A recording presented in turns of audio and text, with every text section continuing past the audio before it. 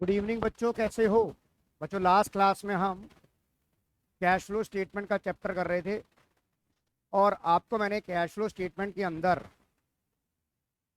Working note number 1 बनाना सिखा दिया था और आपको कुछ एडजस्टमेंट बता दी थी।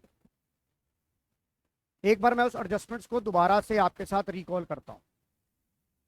सबसे पहली एडजस्टमेंट थी इंटरम डिविडेंड की। तो इंटरम डिविडेंड का ट्रीटमेंट क्या होता है? वो वर्किंग नोट नंबर 1 में ऐड होगा और फाइनेंसिंग एक्टिविटी में माइनस होगा, राइट। फिर मैंने आपको कराया प्रपोज डिविडेंड। प्रपोज डिविडेंड आपको नोट्स टू अकाउंट्स में दिखेगा एज ए कंटीजेंट लायबिलिटी। वहां पर आपने सिर्फ प्रीवियस ईयर का आपने प्रपोज डिविडेंड कंसीडर करना है, बिकॉज आपने AS4 पढ़ लिया है, event and contingents occurring after the balance sheet, जिसके अंदर हमने देखा कि प्रपोज डिविडेंड जो है वो प्रीवियस ईयर का आपका वर्किंग नोट नंबर 1 में ऐड होगा और उतना ही प्रीवियस ईयर का प्रपोज डिविडेंड है वो फाइनेंसिंग एक्टिविटी में माइनस होगा, राइट। उसके बाद पढ़ा हमने provision for tax without additional information. Ghania बेटा, क्या मुझे आपसे एक हम्बल रिक्वेस्ट करनी पड़ेगी हाथ जोड़ के कि कैमरा ऑन नहीं करो? सर मैं कर रही हूँ सर। मैं एक लैपटॉप से ज्वाइन कर रही हूँ, फिर कर रही हूँ सर। ओके। तो मैंने फिर प्रोविजन फॉर टैक्स कराया जब आपको सिर्फ बैलेंस शीट में दिया हो, और ये दिया होगा आपको शॉर्ट टर्म प्रोविजंस के अंदर। तो जो प्रीवियस ईयर का होगा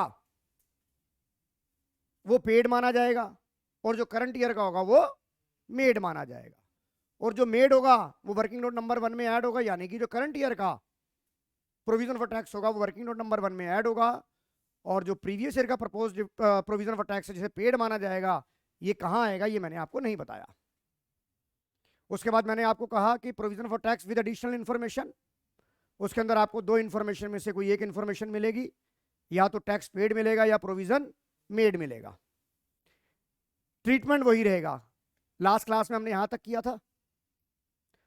और आपको पता है कि जब हम वर्किंग नोट नंबर 1 बनाते हैं तो सबसे पहले आइटम जो हमारी बैलेंस शीट के अंदर प्रॉफिट होता है, statement surplus statement of P&L, वो मेरा क्या होता है? प्रॉफिट आफ्टर टैक्स होता है। ये बात डिस्कस कर ली थी नहीं कर ली थी गानिया?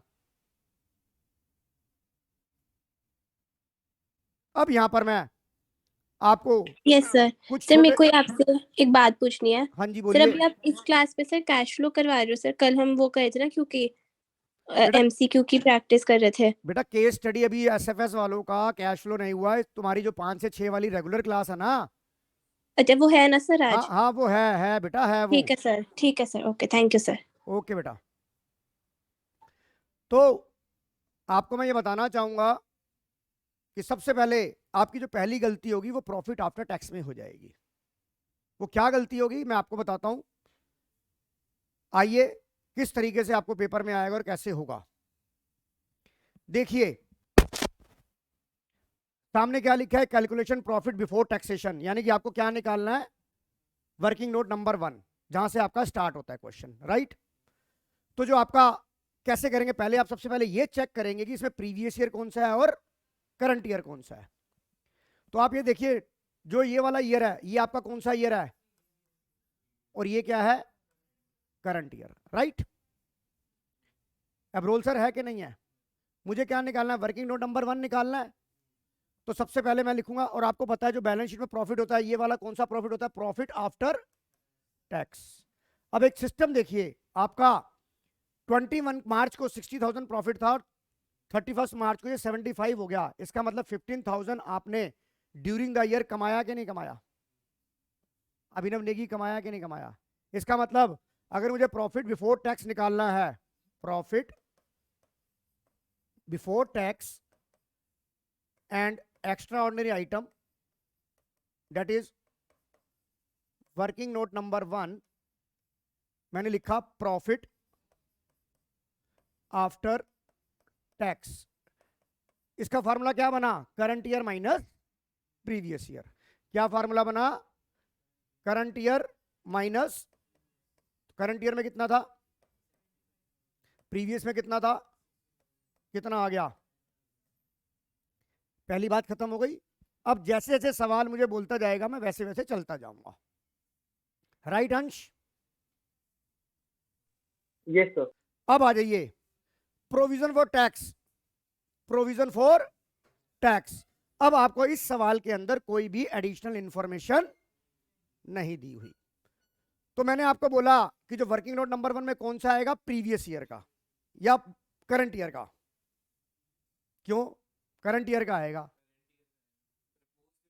मैं वो प्रपोज डिविडेंड, यही तो मैं समझाना चाहता हूँ, यही तो गलती करवाऊंगा कि जो प्रोविजन फॉर टैक्स जो है, सीधी सी बात है, प्रीवियस ईयर का पेड माना जाएगा। P for previous, P for paid. जो करंट ईयर का होगा वो मेड माना जाएगा। जो करंट ईयर का होगा वो। तो यहां पर आपको इसका तो ट्रीटमेंट मैंने आपको बताया ही नहीं है कि प्रीवियस ईयर का क्या करेंगे। इस वाले को वर्किंग नोट नंबर 1 में ऐड करेंगे कि नहीं करेंगे 12,000 को? यस और नो? क्योंकि प्रोविजन फॉर टैक्स के बारे में कोई एडिशनल इंफॉर्मेशन नहीं है। तो मैंने आपको यह कहा था कि अगर प्रोविजन फॉर टैक्स के बारे में एडिशनल इंफॉर्मेशन नहीं है तो प्रीवियस ईयर का पेड माना जाएगा, और जो करंट ईयर का, और देखो सीधी सी बात है, करंट ईयर का तो स्टेटमेंट ऑफ पी&एल में डेबिट हुआ है। हमने जो कल आपको पी&एल अकाउंट दिखाया था मैंने अप्रोप्रिएशन, उसमें provision for tax current year का था कि नहीं था? वो मेरी बात समझ में आ रही? हार्दिक कैमरा ऑन कर, नहीं तो निकल जाए यहां से। सर ये जो है ये एसएफएस वाली है क्लास? हाँ, ठीक है सर। यहाँ पे कैश फ्लो चल रहा है। अवनी आपने कैश फ्लो करना है ना? Yes sir. हाँ तो चलिए, उसके बाद आप क्या लिखोगे?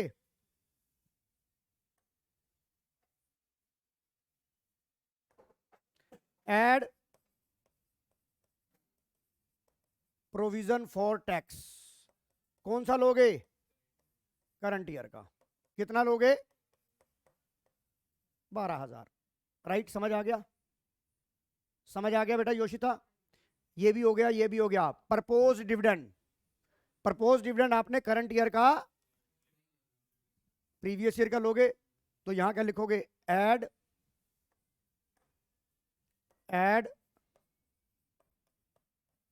Proposed dividend.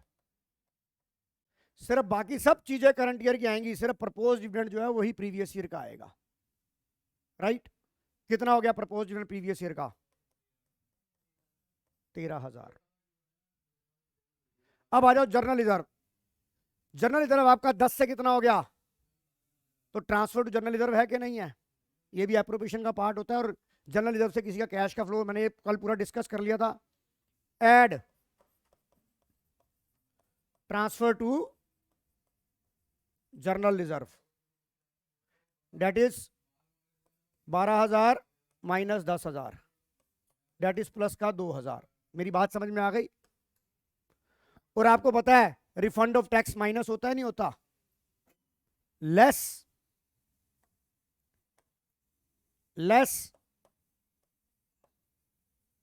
Refund of tax, और आप उसको ब्रैकेट में लिखेंगे कितना? 12,000। आंसर चेक करिए, ये आपका वर्किंग नोट नंबर 1 आ गया। नोट करो इस आंसर को।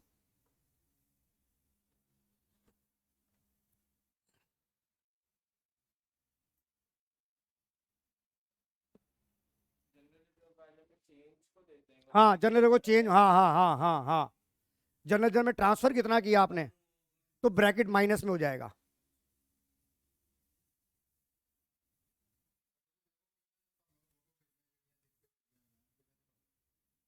आज क्लास में क्या चल रहा था तवीशा? कुछ ये चलने में क्या क्या क्या चल रहा था? इसमें यही चल रहा था। रजिशिका तो कह रही है मुझे तो कुछ समझ नहीं आ रहा कि हो क्या रहा था आज। Same here.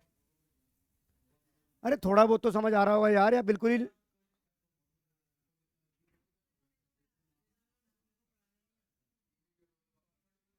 नहीं, तूने कॉपी लिख, अगली बार कॉपी लेके आई होगी क्या कराया।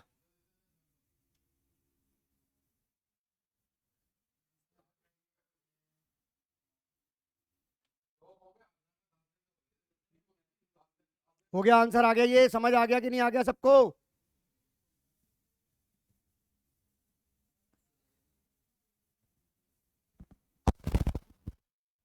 आंसर बताओ कितना आ रहा है मुझे? 12 से 12 कट गया, 30,000 आ गया। अब देखो इसका आंसर मैं आपको चेक भी करा देता हूं, ये लो।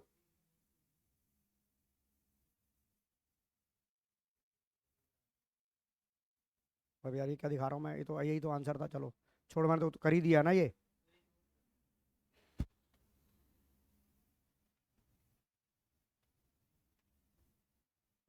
जाने समझ आ गया?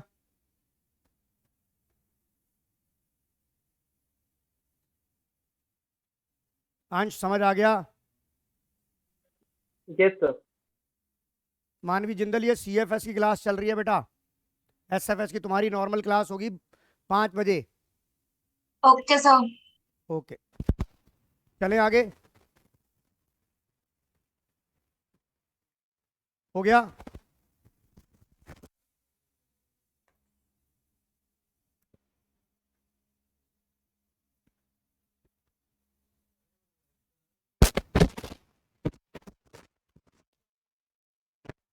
अब देखो,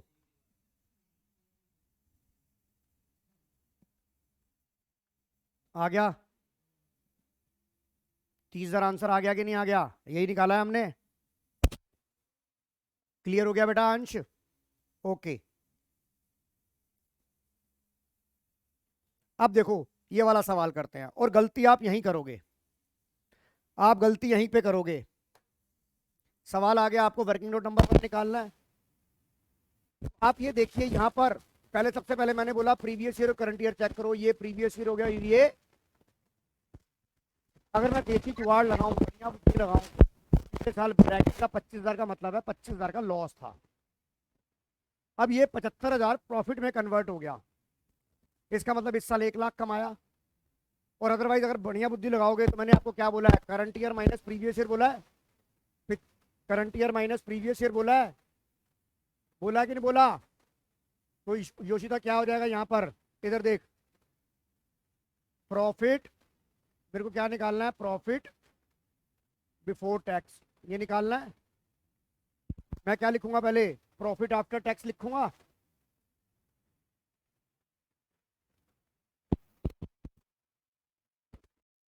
प्रॉफिट आफ्टर टैक्स। आप फार्मूला याद कर लो, current year minus previous year. Current year में कितना था बेटा, माइनस, लॉस का मतलब माइनस प्रॉफिट होता है। तो ये बताइए ये कितना हो जाएगा, 1 लाख हो गया। गैरिंग समझ आ गया कि नहीं आ गया? यस और नो? Yes sir. उसके बाद प्रोविजन फॉर टैक्स, फिर वही वाली बात, कोई एडिशनल इंफॉर्मेशन नहीं है। तो आप कौन सा लोगे, करंट ईयर प्रीवियस ईयर का नहीं लोगे, क्योंकि मैंने अभी तक ट्रीटमेंट नहीं बताया। Add provision for tax current year. Yoshita समझ आ रहा है कि नहीं आ रहा? उसके बाद प्रपोज डिविडेंड कौन सा आएगा, बार बार याद कराऊंगा, इसे भूल जाओगे। प्रीवियस ईयर का लोगे 13,000 रुपए, ऐड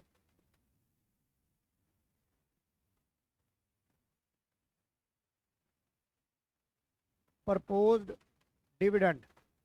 यहां पे देखो मैं रेड कलर से लिख रहा हूं ताकि आपको अच्छे से याद रहे। प्रीवियस ईयर कितना, 13,000। अब आ जाओ ट्रांसफर टू जनरल रिजर्व, 2,000।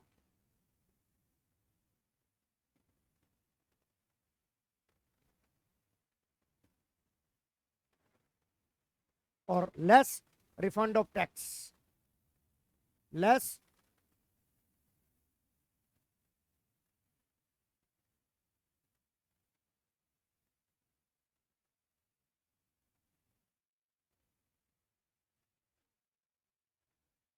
बताओ पहला वर्किंग नोट समझ आ गया कि नहीं आ गया? अच्छे से, अच्छे समझ आ गया कि नहीं आ गया? कोई दिक्कत यहां तक? चलें आगे।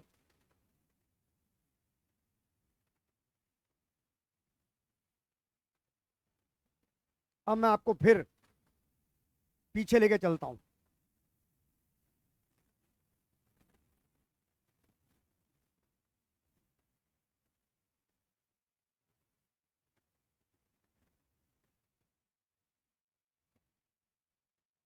हमने ये वाला पोर्शन कर लिया।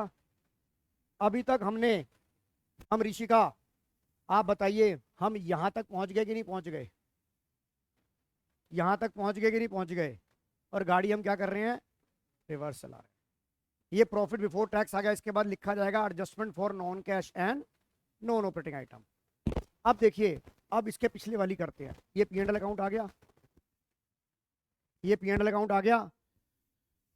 ये वाली वही आइटम है जो भी आपने निकाली है, ये हम डिस्कस कर चुके हैं कि नहीं कर चुके? ये हम डिस्कस कर चुके हैं। हम कौन सी एक्टिविटी बना रहे हैं? Cash flow from operating activity बना रहे हैं। और कैश फ्लो का मतलब होता है कैश का आना और कैश का जाना। इसका मतलब कैश फ्लो स्टेटमेंट में नॉन कैश आइटम्स नहीं आएंगी। ये बात मानते हो बेटा आप? तो जब आपने पी एंड एल बनाया होगा तो ये बताइए, डेप्रिसिएशन आपने माइनस कर रखा है नहीं कर रखा? डेप्रिसिएशन आपने माइनस कर रखा है नहीं कर रखा? तो ये कौन सा एक्सपेंस है? Non cash. आपने जो गुडविल राइट ऑफ कर रखी है, पेटेंट राइट ऑफ कर रखा है, ये भी आपका क्या है? नॉन कैश एक्सपेंसेस है कि नहीं है? मेरी बात समझ में आ रही है कि नहीं आ रही? मैं आपको ड्राइव सिखा दूंगा। तविशा मेरी बात समझ में आ रही है? ये भी क्या है? Non cash.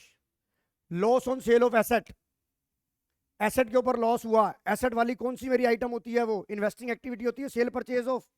अगर loss on sale of asset है तो ये मेरी इन्वेस्टिंग एक्टिविटी है, यानी कि ऑपरेटिंग एक्टिविटी। तो इसको ऑपरेटिंग एक्टिविटी लेते वक्त ये जो मैंने प्रॉफिट निकाला इसको माइनस करके निकाला, इसका मतलब ये कौन सी एक्टिविटी थी मेरी? ये मेरी कौन सी एक्टिविटी थी? Non operating. या मैं क्या बोलूंगा, ये मेरी कौन सी एक्टिविटी थी? इन्वेस्टिंग एक्टिविटी थी कि नहीं थी? इसका मतलब पड़ोसी के बर्तन मेरे यहाँ पड़े हैं। मेरे तीन कमरे हैं, 3 पड़ोसी हैं मेरे, मैं खुद हूँ ऑपरेटिंग एक्टिविटी, मेरे 2 पड़ोसी हैं इन्वेस्टिंग और फाइनेंसिंग। तो पड़ोसी के बर्तन मेरे घर पड़े हैं, तो मैं अपने घर से उठा के उसकी किचन में रखूंगा कि नहीं रखूंगा? मेरी बात समझ में आ रही है कि नहीं आ रही? मेरी बात समझ में आ रही है? Interest on debenture financing activity होती है। Change in size of composition of borrowing is covered under financing activity. तो ये भी मेरी कौन सी एक्टिविटी है? नॉन ऑपरेटिंग है। और ये कौन सी एक्टिविटी कहलाएगी मेरी?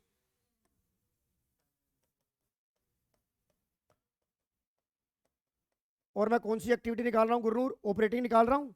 पर जब मैंने ये प्रॉफिट निकाला, ये वाला जो मैंने प्रॉफिट निकाला, इसको निकालने के लिए मैंने इसको माइनस कर रखा है, इसको माइनस कर रखा है, इसे माइनस कर रखा है। मैं कलर चेंज कर रहा हूं। मैंने किस किस को माइनस कर रखा है? ये देखिए, मैंने इसे माइनस कर रखा है, इसे माइनस कर रखा है, इसे माइनस कर रखा है, इसे माइनस कर रखा है, इसे। सेलिंग तो मेरा ऑपरेटिंग होता ही है, सैलरी तो मेरी ऑपरेटिंग होती है, वेजेस पेड तो मेरी ऑपरेटिंग होती है। जब मैंने ये प्रॉफिट निकाला तो इनको माइनस कर रखा है। इन 2 आइटमों से तो भैया कैश गया ही नहीं, तो मुझे इसको नलीफाई करने के लिए ऐड करना पड़ेगा नहीं करना पड़ेगा? तविशा मेरी बात समझ में आ रही है कि नहीं आ रही? तो मुझे इनको क्या करना पड़ेगा? ऐड करना पड़ेगा। और इनको क्या करना पड़ेगा? इन दोनों को भी ऐड करना पड़ेगा। इन दोनों को यहां ऐड करना पड़ेगा और इसको उसको जो एक्टिविटी है उसको वहां प्लेस कर देंगे हम, क्योंकि 3 घर है मेरे पास। तो ये दूसरे घर की आइटम है, तो इसे दूसरे घर में प्लेस करूंगा। कैसे करूंगा बात की बात है। पहले बताओ ये बात समझ आ गई कि नहीं आ गई? गुरनूर अब आ जाओ इस तरफ। Interest received, dividend received, gain on sale of assets, ये सारे मेरे इन्वेस्टिंग एक्टिविटी है कि नहीं है? ये सारी की सारी मेरी इन्वेस्टिंग। अभी मैं आउटफ्लो इनफ्लो की बात नहीं कर रहा, इन्वेस्टिंग एक्टिविटी है कि नहीं है? या मैं से बोलूं नॉन ऑपरेटिंग एक्टिविटी है कि नहीं है? योशिता मैंने तुझे क्या बोला कि जो मेरी पूरी कैश फ्लो का जो निचोड़ है ना वो ये है, पी एंड एल अकाउंट और पी एंड एल अप्रोवेशन। यहीं से सब कुछ जनरेट हुआ। मैं आपको रटवा सकता था, पर अगर मैं कोशिश कर रहा हूं कि आपको कॉन्सेप्ट समझ आ जाए, क्योंकि जब आप क्वेश्चंस करोगे उस वक्त आप कॉन्सेप्ट भूल जाओगे, आपको फटाफट। बट मैं कोशिश कर रहा हूं कि तुम्हें एक्चुअल में चीज सिखाऊं कि कैसे जनरेट हुई थी ये मैंने खुद सीए लेवल पे सीखी थी जब खुद कर रहा था सीए में। पर कोशिश करता हूं कि आजकल के बच्चे बहुत स्मार्ट बच्चे हैं, ये मान के चलता हूं कि जितना दिमाग हमारे में नहीं था उससे डबल दिमाग तुम्हारे में है, इसलिए तुम्हें पढ़ाने की कोशिश कर रहा हूं। क्योंकि हमारे ज़माने के अंदर इतना कोई डिटेल में बताता ही नहीं था, क्योंकि तुम्हारे दिमाग बहुत तेज है, हर तेज जगह जगह तुम्हारा दिमाग चलता है। तो कोशिश करता हूँ नहीं समझ में आएगा तो रट्टा तो मारेंगे ही मारेंगे, फिर जैसे मैथ्स में मारते हैं, इंटीग्रेशन में मारते हैं। जैसे एक टीचर ने अपने बच्चों से बोला सर एक्स, उसने एक इक्वेशन दी, क्या कहता है कि चलो एक्स का मान निकालो, एक्स की वैल्यू निकालो। अगले दिन बच्चे आए कह रहे सर मान लो, कह रहे नहीं निकला, कह रहे सर मान लो निकल गया, कह रहे ऐसे कैसे मान लो निकल गया, कह रहा फिर मैं भी मान लूंगा कि मैं भी तुम्हें 100 में से 0 दूंगा। मान सकता है तो तुम कह सकते हो मान लो सर एक्स की वैल्यू, तो टीचर भी तो कह सकता है, मैं भी मानूंगा 100 में से 0 है। फिर दूसरा बच्चा कहता है सर आपके कितने बच्चे हैं, वो कहता 2, कह रहा सर 3 मान लो।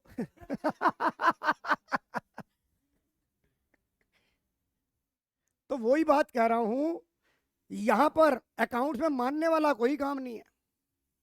मैथ्स है जिसमें मानना पड़ता है कि मानना पड़ेगा भाई, पर यहां मानना नहीं है, यहां आपको दिखा रहा हूं कि ये कैसे चल रहा है, ये इसकी पटरी कैसी चल रही है। ये गैरिन समझ में आ रहा है कि नहीं आ रहा? Yes sir. और इसका मतलब जब मैंने ऑपरेटिंग एक्टिविटी निकाली तो मैंने ये प्रॉफिट निकालते वक्त इनको क्या कर रखा है, ऐड कर रखा है या नहीं कर रखा? तो मैं इनको नलीफाई करने के लिए क्या करूंगा, अब बताओ, माइनस करूंगा कि नहीं करूंगा? और इस एक्टिविटी को कहां लिखूंगा? इन्वेस्टिंग एक्टिविटी का इनफ्लो है कि नहीं है, रिसीव हुआ है, रिसीव मतलब इनफ्लो, ट्रैफिक की तरह आ जाओ इनफ्लो, और कैश के जाने का मतलब आउटफ्लो। अंश समझ में आ रहा है कि नहीं आ रहा? Yes sir. तो जो ये आइटम मेरी निकल कर आएगी इस एडजस्टमेंट के बाद, वो मेरी आइटम कहलाएगी operating profit before working capital changes. देखो मैं अब आपको दिखाता हूं, पहले आपको ये बात समझ में आ गई कि नहीं आ गई, किसको ऐड किया? अब आ जाओ इधर, देखो जो मैं अब आपको दिखा रहा हूं। मैं अब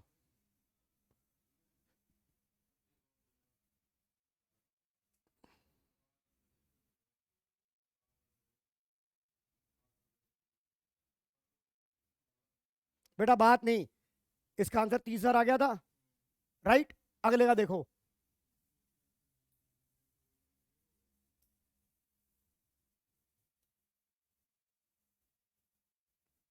देखो मैंने 1,15,000 फिर भी निकाल लिया, तो मैं दिखाता हूं आगे। अब आ जाओ, देखो net profit before tax working note number 1 सीख लिया।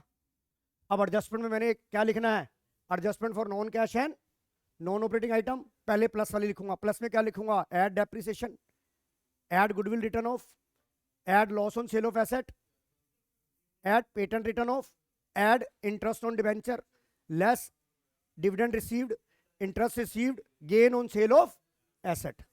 अब देखो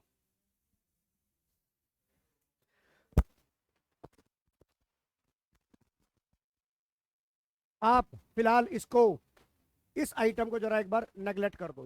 ये पुराने ट्रीटमेंट के हिसाब से, तो इसको भी हम डिस्कस नहीं करेंगे क्योंकि यहाँ कंफ्यूजन है, ये तब आएगा, पहले हम इसको खाली इसकी बात करते हैं। आ गया कि नहीं आ गया जो मैंने बोला?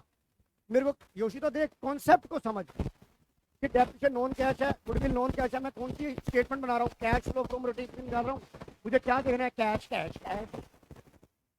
पर ये आइटम कौन सी थी, इंटरेस्ट ऑन लॉन्ग टर्म। ये मैं ये नहीं कह रहा कि मैंने पे नहीं किया, किया है, इससे पैसा गया है, पर मैं ये नहीं कह रहा नहीं गया, पर ये ऑपरेटिंग का नहीं है, ये फाइनेंसिंग का है। तो इसको मैं फाइनेंसिंग एक्टिविटी का आउटफ्लो दिखाऊंगा, पर यहाँ तो नलीफाई करूंगा नहीं करूंगा। अगर मेरी जेब में, योशिता मेरी जेब में अगर जैनिस का पेन आ गया, तो मुझे जैनिस का पेन रखना है या मुझे वापस करना है, उसकी जेब में डालना है? मेरी बात समझ में आ रही है कि नहीं आ रही? समझ में आ रही है कि नहीं आ रही? हेलो तनवीर, आ रही है अच्छे से? अब नेक्स्ट में देखो, आ गई वही वाली बात। बताओ ड्राइव समझ आ गया कि नहीं है? डेरिवेशन बेटा ये थोड़ा ना खाली मैथ्स वाले डेरिवेशन करते हैं, अकाउंट्स वाले भी करते हैं डेरिवेशन। खाली ये नहीं कि फिजिक्स में डेरिवेशन चलता है, अकाउंट्स वाले भी करते हैं, पर समझाने वाला होना चाहिए। समझ में आ गई कि नहीं आ गई डेरिवेशन? और ये निकल के क्या आएगा? Operating profit before working capital. ये निकल कर आएगा operating profit before working capital changes. बताओ गुरनूर, क्लियर हो रहा है? गैरेन, गैरेन क्लियर हो रहा है? एक तो यार पता नहीं इनके जीभ ना चूरन चाटने के लिए रखी हुई है, बोलते नहीं है ये लोग। Sorry sir. हाँ यस। अबे सिर्फ क्या चूरन चाटने के लिए रखी है क्या जीभ तूने? अरे नहीं सर, वो थोड़ा तो मैं बोलता क्यों नहीं है हैंग हो तू? गया था। नहीं सर, वो थोड़ा हैंग हो गया था। हेडिक हो रहा है? हैंग हो गया था अच्छा लैपटॉप। हैंग हो गया था, मैंने कहा हेडिक हो रहा है। नहीं सर। मुझे एक चीज समझ नहीं आती कि सिर्फ क्लास लेते वक्त ही सिस्टम क्यों हैंग होते हैं? वैसे अगर अभी नेटफ्लिक्स पे कोई सीरीज देखनी हो तो फटाफट चलेगी, है, आंखें भी रहेंगी सही, ऐसे खोल खोल के देखोगे, हाँ क्या मजा आ रहा है। आइए, अब आइए इसके बाद आएगा, अब इस चीज को समझाऊंगा। अरे यार नोट क्या तुमने कर तो लिए यार ये।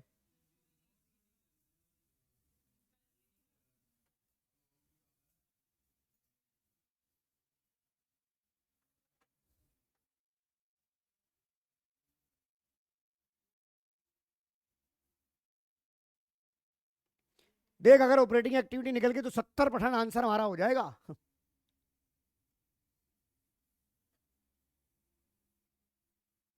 कुछ ऐसा किया था बेटा क्लास में, आज यही हो रहा था। अब समझ आ गया कि क्यों हो रहा है ये।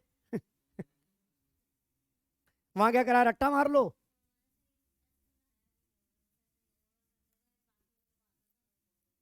अच्छा अब समझ आ गया क्यों ऐड हो रहा है, क्यों लेस हो रहा है, क्यों ऐड हो रहा है और क्यों लेस हो रहा है।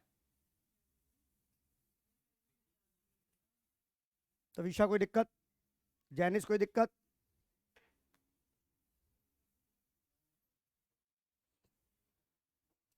तू अपना पेपर ले जा कद्दू, ले लिया? जैनिस तूने पेपर ही कहाँ दिया था, दिया था ये वाला? वो मुझे पता नहीं कहाँ रखा हुआ है।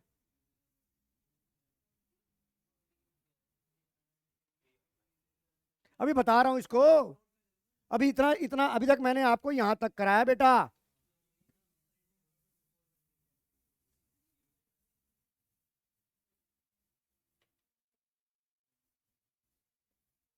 अब इसके आगे का स्टेप समझाऊंगा ना, फिर कंप्लीट कैश फ्लो का जब ऑपरेटिंग पूरा तैयार होके आएगा, जब मैं सबको जोड़ दूंगा, ऐसे ऐसे जोड़ दूंगा लकड़ियों की तरह, पूरी की पूरी ऑपरेटिंग एक्टिविटी निखर कर आ जाएगी।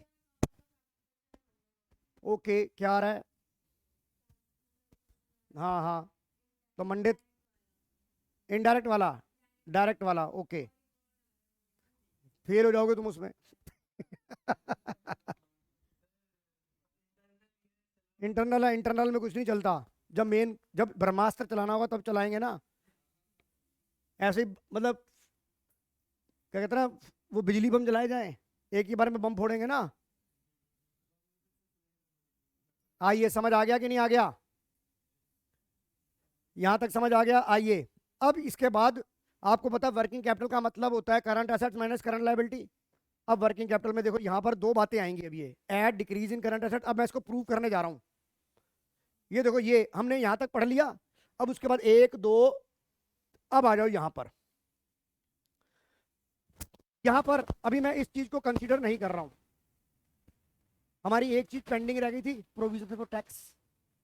जो provision for tax current year का था वो आपने वर्किंग नोट नंबर 1 में ऐड कर दिया था, और जो प्रीवियस ईयर का वो पेड माना जाएगा। देखो पेड कहाँ माइनस होता है, ये देखो ये रहा। इसे मैं बोलता हूं ऑपरेटिंग की बेसमेंट, इसे क्या बोलता हूं मैं, जैसे ये टॉप फ्लोर है, ये बेसमेंट में घुस गए इसकी। याद करने का तरीका ही तो है, मैंने क्या बोला था अभी नहीं बताऊंगा, दिखाऊंगा आपको। तो जो provision for tax previous year का है वो कहां जाएगा, ऑपरेटिंग की बेसमेंट। ये मेरी क्या है, ओए की बेसमेंट। टीचर को मत बोलना ओए की बेसमेंट, ओए मतलब ऑपरेटिंग एक्टिविटी, ओए की, ये ओयो रूम नहीं है ये। ऑपरेटिंग एक्टिविटी की बेसमेंट में माइनस होगा।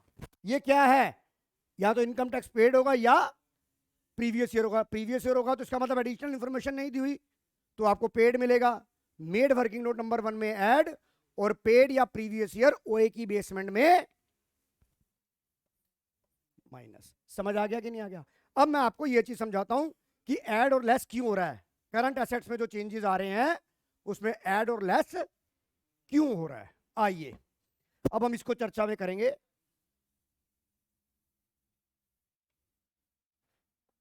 पहले तो इनकी बात करते हैं।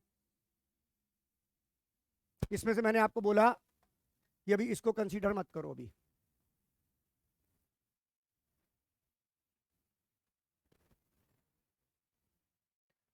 ये बात बोली मैंने आपको तो ये बताओ ये क्यों थे? रीजन समझ आ गया कि नहीं आ गया?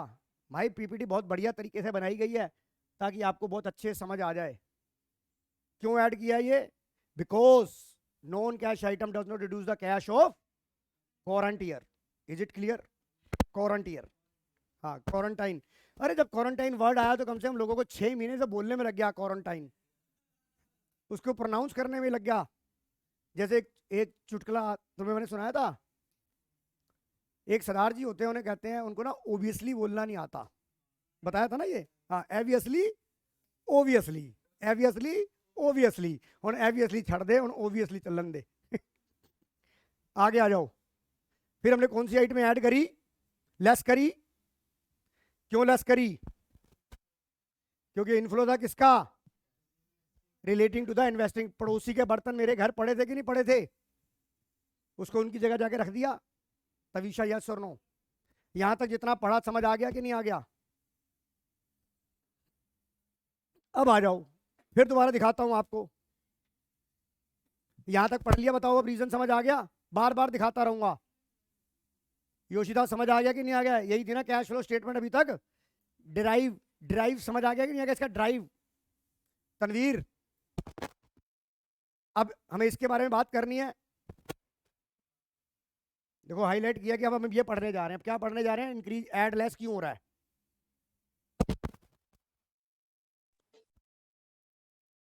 चेक कर लिया आपने ये पूरा एक बार फिर से? ऑपरेटिंग एक्टिविटी देख लीजिए, कंप्लीट ऑपरेटिंग एक्टिविटी है आपकी।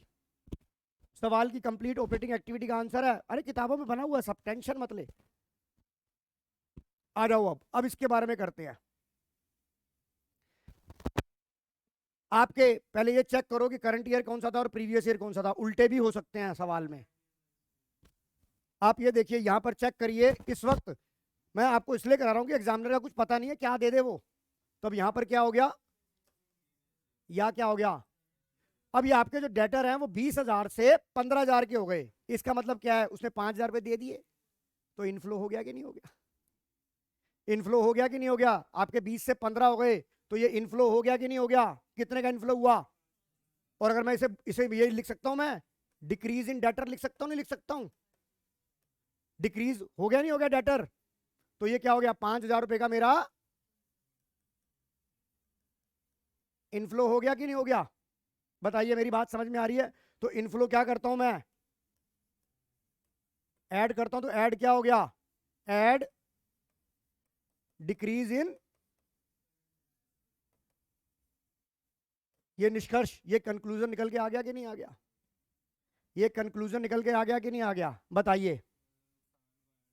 अरे नुकसान क्या है यार? 20 नुकसान हो गया, बावला हो रहा है सरदार। 15,000 के एक सरदार 20,000 लेने थे, 15 रह गए, इसका मतलब 5 दे गया वो मेरे को। नुकसान कहां से हो गया? ये डूबा थोड़ी ना पैसे। अरे भाई तूने नुकसान कह दिया, तूने तो दिल तोड़ दिया कि तो नुकसान हो गया। बैड डेट थोड़ी ना हुआ है। इसका मतलब ये है कि जिससे 20,000 लेने थे 15 रह गए हैं, इसका मतलब ये है कि 5,000 रुपए वो हमें कंपनी को दे गया। यार नुकसान मत बोल यार, दिल घटने लग गया मेरा तो। नुकसान मत बोल भाई, वो नुकसान बैड डेट्स होता है। तू 5,000 का बैड डेट्स ही कर रहा है। अगला कैश देके गया है कूदते कूदते, और हम भी सूंघ रहे हैं नोटों को, और तू कह रहा नुकसान हो गया। समझ में आ रही है बात? आइए, गुरनूर समझ आ गया कि नहीं आ गया? अब देखो इसी चीज को मैं यहां net amount receive from debtor. क्यों तू उंगल कर रहा था उसको? क्यों छेड़ क्यों रहा था उसको? तू भी हाथ उसका वहां पे तेरा क्यों जा रहा था वहां?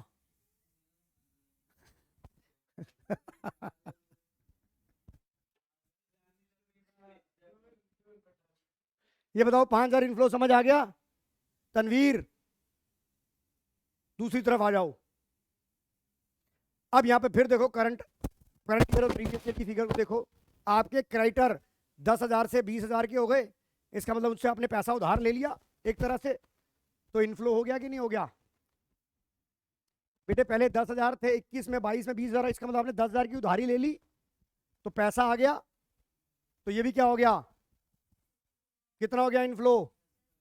10,000। तो इसको मैं लिख सकता हूं decrease in sorry increase in current liability. क्या लिख सकता हूं इसको? Increase in current liability. कितना हो गया? प्लस का 10,000 इनफ्लो हो गया कि नहीं हो गया? अब अगर जो मैंने आपको बात बोली, जो मैंने स्टेटमेंट लिखाई, तो ऐड कौन कौन से होंगे? Add decrease in current assets coma,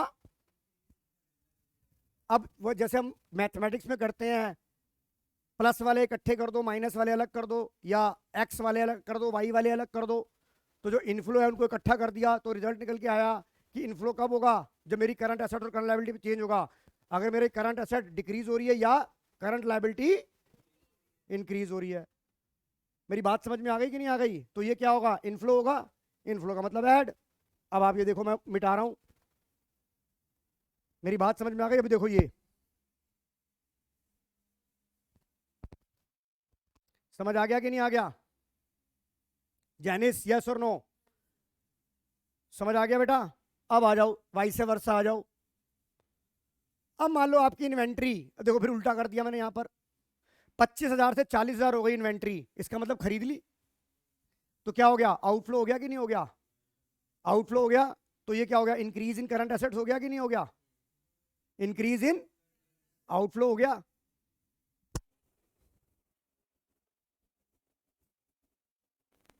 net amount paid for, आप ये देखो कि आउटफ्लो हो गया, ज्यादा टेंशन लेने की जरूरत नहीं है। यहां देखो आउटस्टैंडिंग एक्सपेंसेस 10,000 से 8,000 हो गया, इसका मतलब 2,000 आउटस्टैंडिंग एक्सपेंसेस आपने पे कर दिया,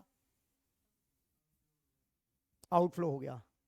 तो अब आपको एक नेट रिजल्ट निकल के क्या आया? अगर मैं कंप्लीट बात बोलूं, अगर देखो यहां पे मैं कंप्लीट बात बोलूं, मैंने operating profit before working capital changes तक आंसर निकाल दिया, तो उसके बाद मैं ये लिख सकता हूं, ऐड यानी कि इनफ्लो। ये लिखना नहीं है आपने इनफ्लो, ऐड का मतलब इनफ्लो होता है। इनफ्लो कब होगा तविशा?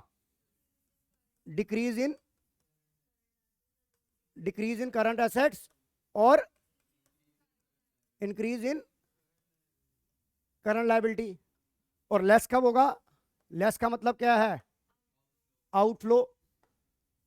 ये लिखना नहीं है इनफ्लो आउटफ्लो, लेस का मतलब इनफ्लो आउटफ्लो। क्या होगा? Increase in current asset comma current liability. बताओ, अब तो ऋषि का समझ आया कि क्लास में क्या चल रहा था? अब समझ में आ गया कि नहीं आ गया? हाँ जी। इसके बाद जो आपकी आइटम निकल कर आती है, इस ऐड और लेस करने के बाद जो आइटम निकल के आती है, उसे बोलते हैं कैश जनरेटेड फ्रॉम ऑपरेशन। क्या बोलते हैं उसे? कैश। अभी दिखा रहा हूं, सब कुछ दिखा रहा हूं। पहले बताओ, ये बात समझ में आ गई कि नहीं आ गई? ये बात समझ आ गई कि नहीं आ गई? इधर देखो, ये बात समझ आ गई? इधर देखो बेटा, अब आ जाओ, ये सवाल निकालेंगे अब हम। मैं आपको स्टेप बाय स्टेप सिखाऊंगा, स्टेप बाय स्टेप सिखाऊंगा मैं आपको। Calculate cash flow from operating activity निकालनी है। और मुझे कहां तक आंसर दे रखा है? Operating profit before working capital changes तक का आंसर दे रखा है।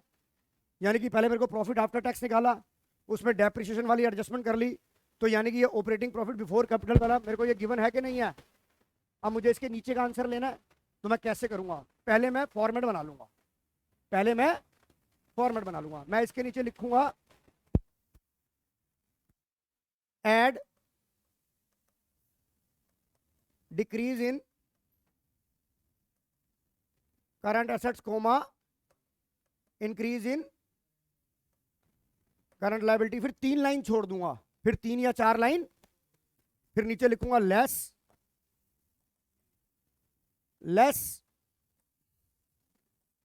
Increase in current assets comma decrease in current liability. ये लिख दिया। अब मेरा आंसर, यहां तक तो मुझे आंसर दे ही रखा है, 2,10,000। अब देख, ये मेरा प्रीवियस ईयर है, ये मेरा करंट ईयर है, उल्टे दे दिए 21 और 22। हमेशा चेक करूंगा कि प्रीवियस कौन सा है, करंट कौन सा है। योशिता, मेरी बात समझ में आ रही है कि नहीं आ रही? ट्रेड रिसीवेबल 1,40 से 1,64 हो गया, इंक्रीज हो गया, तो क्या होगा? इस वाले में आ जाएगा। तो मैं क्या करूंगा? माइनस में लिखूंगा, यहां पर माइनस 24,000। ऋषि का समझ आ रहा है? यहां क्या लिखूंगा? Increase in trade receivable. मेरी बात समझ में आ गई? ये आइटम हो गई। इन्वेंट्री 84 से 115 हो गया, बढ़ गया, यहां आ जाएगा इंक्रीज इन इन्वेंट्री। कितना हो गया? 15, 16 और 15 31,000। आउटफ्लो ये भी हो गया। ट्रेड पेबल 60,000 से 73 इंक्रीज हो गया, इधर में आ जाएगा।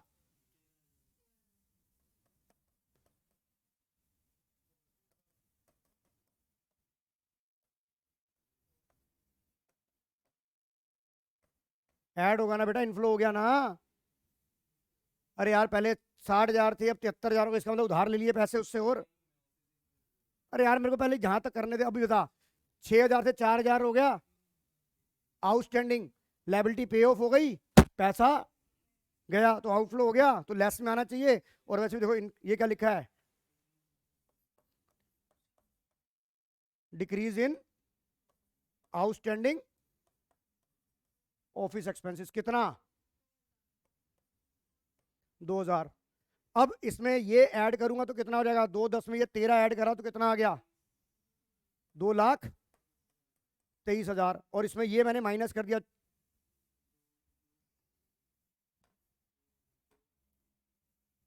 कितना आ गया? 2 23 में 24 और 31, 31 और 33, 33 और 24। अरे बता टोटल कितना आ रहा है, माइनस का टोटल बता। 4 5 6 7 57 माइनस कर दूं। 13 में 7 गए 6, 11 में 166 आ गया प्लस का। तो यहां क्या लिखूंगा? 166। और इसे कैश फ्रॉम प्रोडक्टिव में क्या लिखता हूं? Cash generated from operation. Note करो ये, खत्म। और नहीं दो, ऑपरेटिंग एक्टिविटी खत्म हो गई। यार धीरे धीरे देखो कहां तक पहुंचा दिया, नहीं पहुंचा दिया तुम्हारे को एंड तक। कहा था ना ड्राइव सिखा दूंगा। सवाल बड़े तरीके से बनाए गए हैं, step by step, step by step करके कड़ियों को जोड़ दिया। फिर मैंने क्लास में ऐसे ही कुछ सवाल हुआ था ऋषि का आज, तो वहां क्यों नहीं समझ में आया? क्या करा है? अब समझ आ गया कि क्यों प्लस हो रहा है, क्यों माइनस हो रहा है। वैसे तुम क्लास में ध्यान देते भी तो नहीं हो, ये मान के चलते हो सर तो पढ़ा ही देंगे।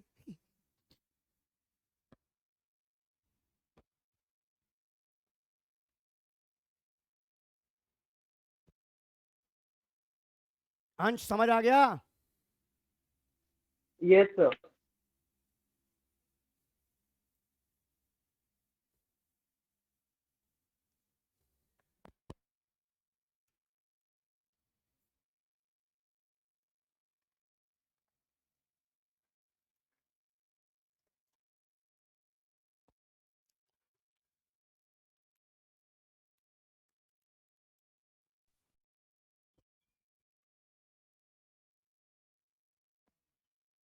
तुम्हारी क्लास को कितने दिन रह गए हैं? आज तो तनवीर ने स्टोरी डाल रखी थी, मिस यू स्कूल। तो बेटा मैंने तो आज देखी, तो मैं आज ही तो बोलूंगा। पर तूने स्कूल की बियावान की फोटो क्यों डाली है? ओए हाँ, एक बात बता दानिश,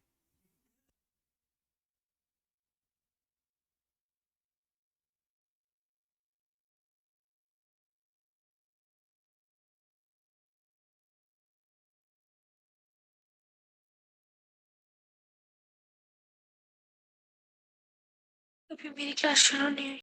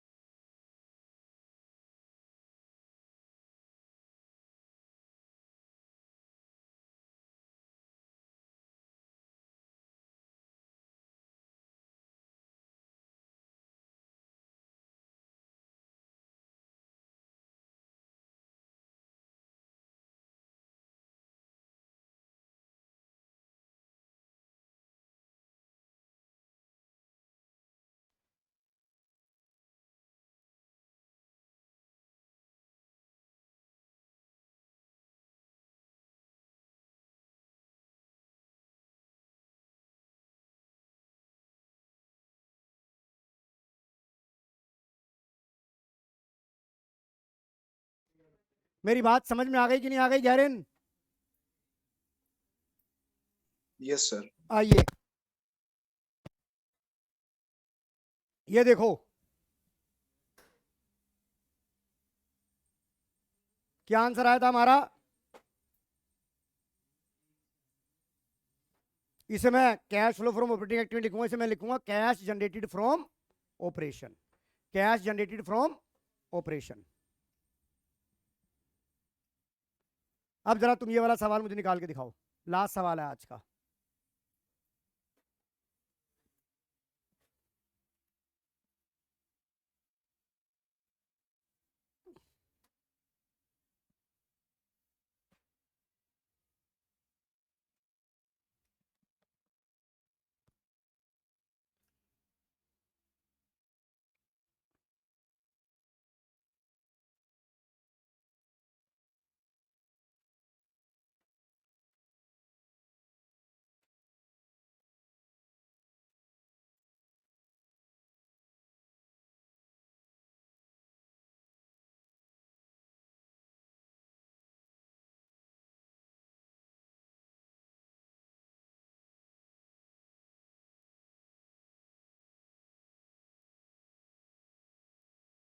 किसी ने फंडामेंटल की केस स्टडी करनी है तो कर सकता है,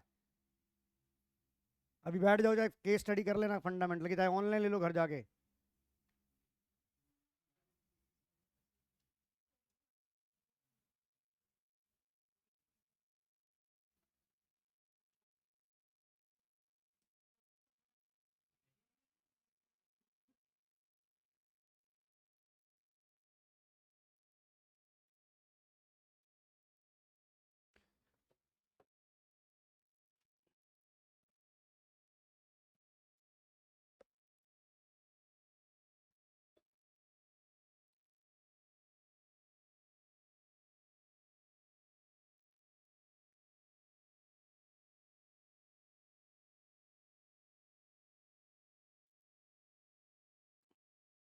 जल्दी करो जल्दी।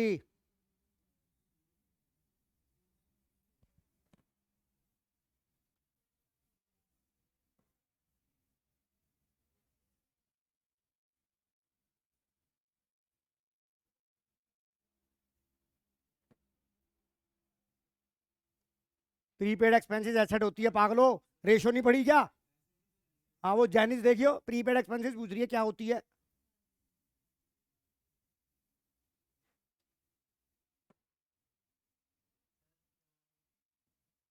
आप बताओ क्या है?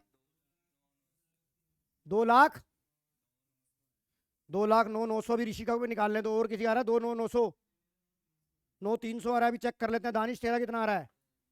क्यों करने तो ले, बाकियों को तो करना दे भाई। हाँ सर क्या आंसर है? तू बता कितना आ रहा है तेरा? सर 2,09,300। 2,09,300। यस बेटा, कहीं देख गुरनूर तूने कहीं गलती करी है, अभी दिखा रहा हूं मैं। राइट आंसर अंश तेरा, चेक करो, ये देखो इधर देख गुरनूर,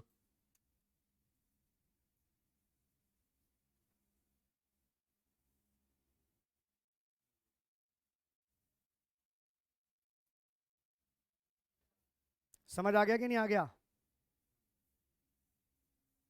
ये तरीका बहुत बढ़िया है ना रिवाइज करने का भी, तुम्हें नजर भी आता है, मेरा काम भी थोड़ा कम हो जाता है, पर भोगना जरा ज्यादा पड़ता है इसमें, क्योंकि मैं इसलिए करा रहा हूं ताकि मैं लिखते वक्त जो तुम कुरकुर करते हो ये बंद हो गई अब। तो आज की क्लास बेटा यहीं यहीं ओवर करें अंश, ठीक है बेटा? आज की क्लास हम यहीं ओवर करते हैं। अगली क्लास में अब इसी के ऊपर ऑपरेटिंग एक्टिविटी के बेस पे हम क्वेश्चंस करना शुरू करेंगे। राइट, ओके बेटा।